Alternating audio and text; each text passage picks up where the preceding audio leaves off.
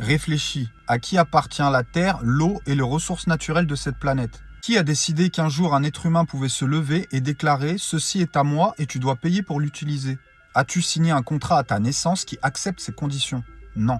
Tu es arrivé ici pur et libre, mais tu as été immédiatement plongé dans un monde où l'accès aux éléments les plus essentiels de la vie, comme un terrain pour vivre, de l'eau pour boire, de la nourriture pour manger, sont assortis d'un prix, et un prix qui n'est pas fixé par la nature, mais par le système. C'est l'une des formes de programmation les plus efficaces. Convaincre les gens qu'ils doivent mériter leur droit d'exister sur une planète dans laquelle ils sont nés. La possession des ressources ne concerne pas seulement la richesse, elle concerne le contrôle.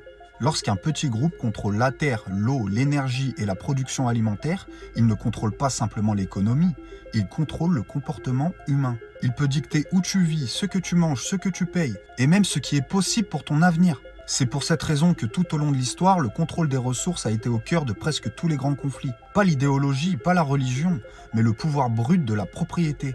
Diviser et distraire. L'une des stratégies les plus anciennes en politique est diviser pour mieux régner.